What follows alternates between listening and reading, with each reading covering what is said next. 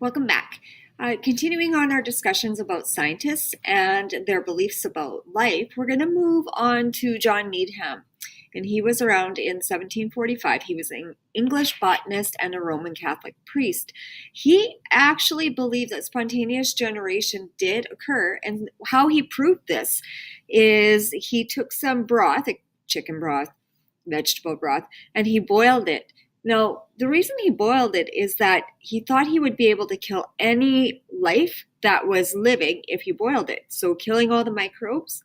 Then he let it sit with the flask open, and what had happened is that microbial growth did occur. He was satisfied with his result because it did actually prove to him that life came about due to spontaneous generation. But he was going to be proven wrong very shortly by a guy named Lorenzo Spallanzini, an Italian Catholic priest, a biologist, and a physiologist. Now, remember I had said that science and religion mixed a little bit? Well, really, here we have a priest who's also a biologist and a physiologist. So a few years after Needham, Lorenzo said, life, there is no way that it spontaneously generates. That would kind of make sense with him being a priest. So what he did is he actually redid Needham's experiment, boiling the broth. He let it cool with the flask open. He waited and he noticed some microbial growth. But then he made a hypothesis that it was because the flask was left open and uncovered, and the air was actually carrying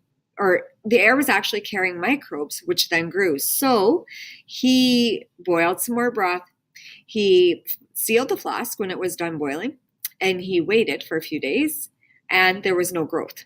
He was really satisfied with his experiment. He said that, no, I've just disproved Needham's theory, and to even prove it even further, he then went back and he opened the flask.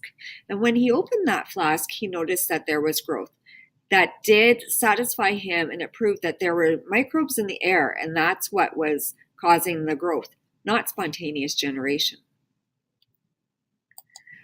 In 1859, we come to Louis Pasteur.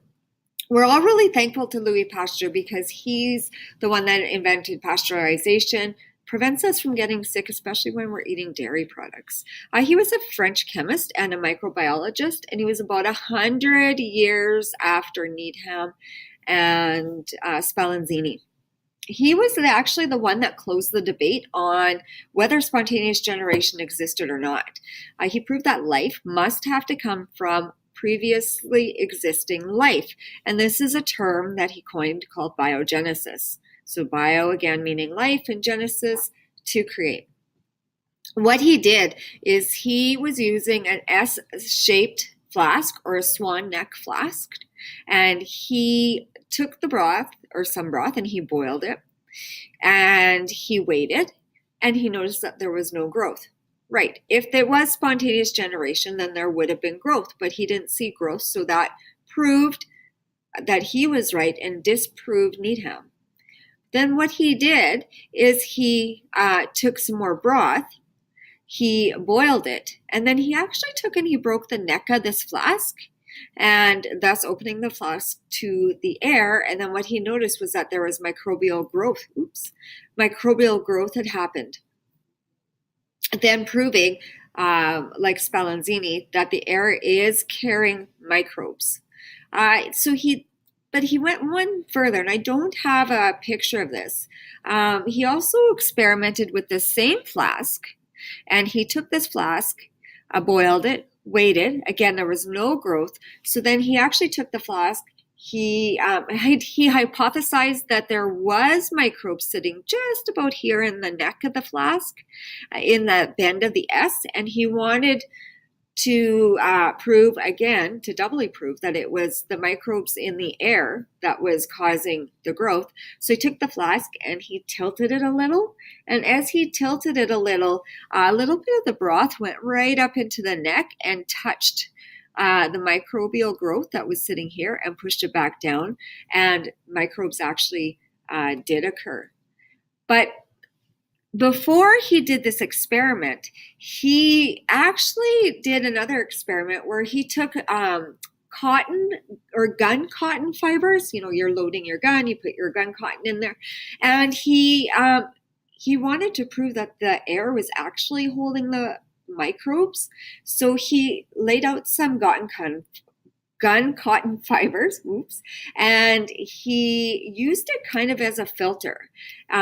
He said that that filter was going to trap any particles floating around in the air. And then he took that, he let it sit out for a few days, and then he took it and he dissolved it in a mixture of ether and alcohol.